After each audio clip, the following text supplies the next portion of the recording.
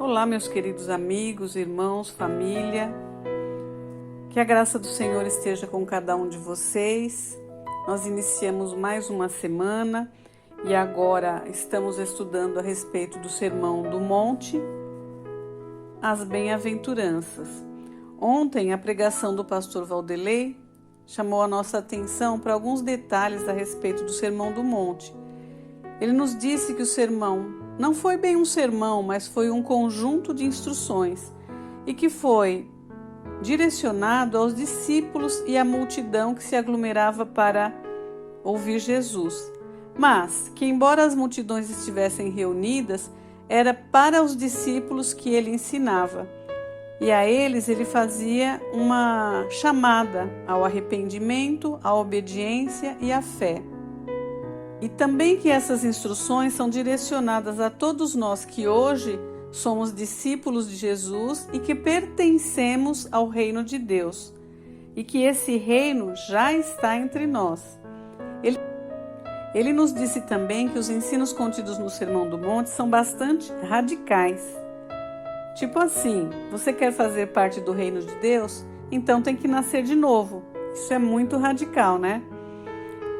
E em Mateus 7, 15 a 23, ele diz mais: nem todo aquele que me diz Senhor, Senhor, entrará no reino dos céus, mas apenas aquele que faz a vontade de meu Pai que está nos céus. Muitos me dirão naquele dia: Senhor, não profetizamos nós em teu nome? Em teu nome nós não expulsamos demônios e não realizamos muitos milagres?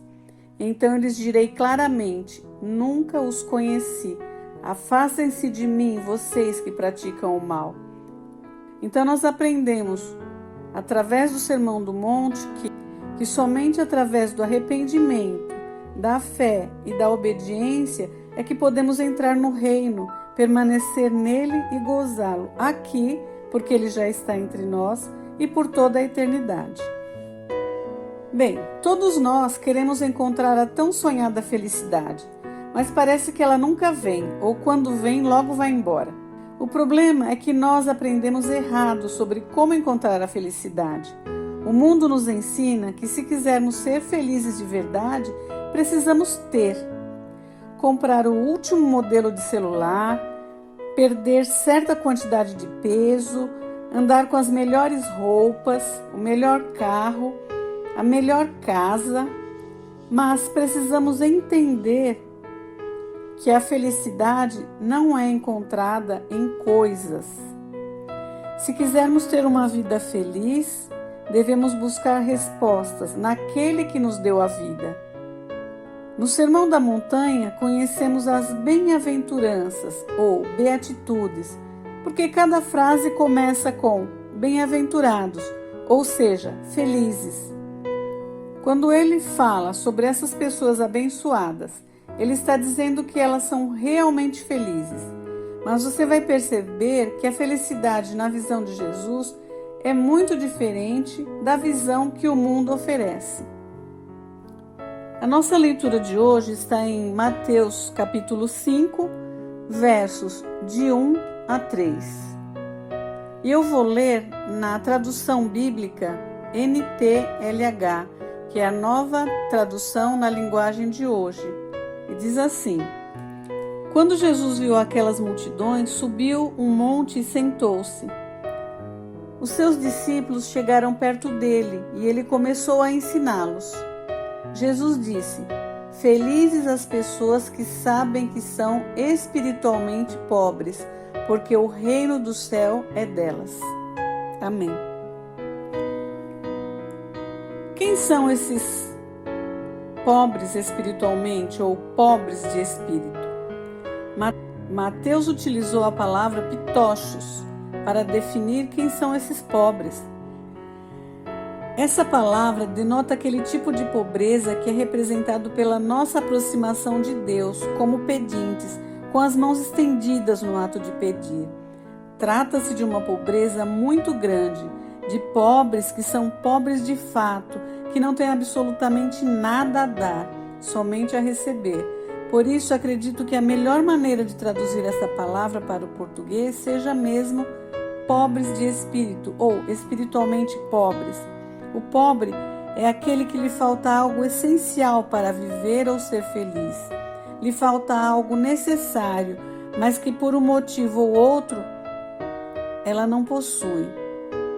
Se Jesus não tivesse adicionado o qualificativo espiritualmente ou de espírito, entenderíamos que o reino de Deus pertence aos pobres financeiramente falando. Esse entendimento, no entanto, não se encaixaria com a mensagem da salvação do Evangelho, onde pessoas de todas as classes sociais possuem acesso ao caminho da salvação.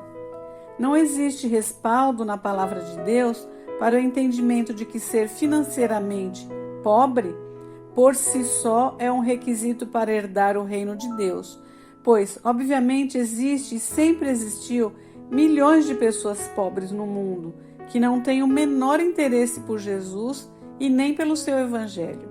Certamente que não obterão a salvação por serem financeiramente pobres, mesmo tendo rejeitado a Cristo.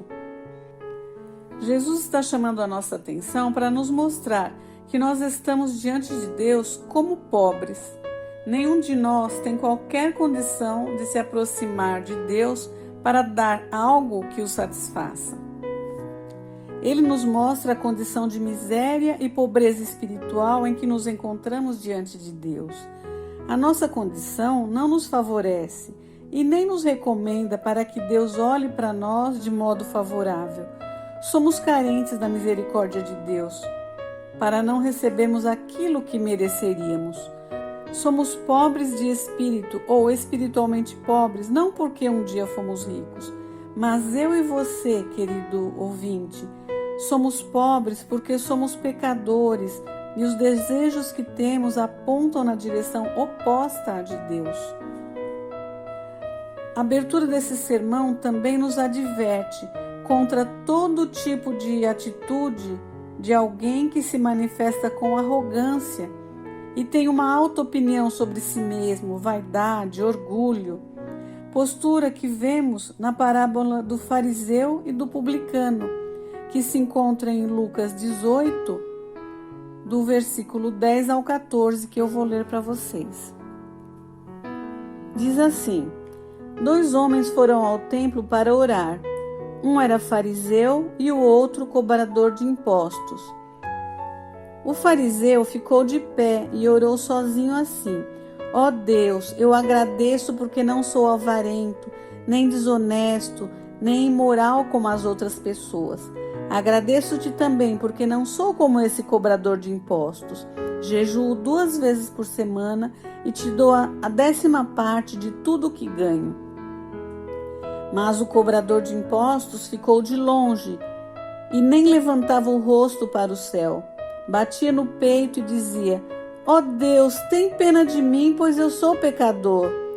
E Jesus terminou dizendo: Eu afirmo a vocês que foi este homem e não o outro que voltou para casa em paz com Deus, porque quem se engrandece será humilhado e quem se humilha será engrandecido. Amém. Coisa semelhante acontece nos dias de hoje. Vemos pastores e membros de igrejas extremamente arrogantes, dizendo que são cabeça e não cauda, achando-se donos desse mundo, porque são filhos do dono, ordenando que Deus faça isso ou aquilo. Mas nós devemos nos aproximar de Deus cientes da nossa extrema necessidade de perdão, de graça e de misericórdia. Devemos ser espiritualmente pobres se queremos herdar a nossa morada com o Pai quando deixarmos a nossa vida atual. Aliás, devemos ser pobres se queremos hoje mesmo, ainda no mundo presente, viver o reino de Deus que habita dentro de nós. Em Lucas 17, 20 e 21, nós lemos: Alguns fariseus perguntaram a Jesus quando ia chegar o reino de Deus, e ele respondeu: Quando o reino de Deus chegar, não será uma coisa que se possa ver. Ninguém vai dizer: vejam, está aqui ou está ali, porque o reino de Deus está dentro de vocês. Devido ao fato de que praticamente tudo nesse mundo se consegue com o dinheiro, muitas vezes nós achamos que podemos comprar a felicidade. Mas Deus nos convida a irmos a Ele pobres e cientes de que não temos nada de valor que Ele queira. Ele faz um convite a todos os seres humanos. Vós todos os que tendes sede, vinde às águas, e os que não tendes dinheiro, vinde, comprai e comei. Sim, vinde, comprai e comei, sem dinheiro e sem preço, vinho e leite.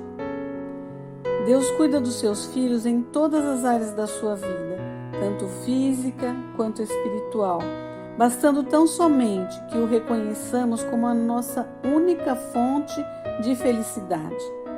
Viver como pobres de espírito é viver reconhecendo que somos carentes de Deus, mas tendo a certeza e a fé de que, como participantes do seu reino, nada nos faltará, pois nós temos um Deus fiel e provedor. Que Deus abençoe a cada um de nós. Oremos, meus irmãos.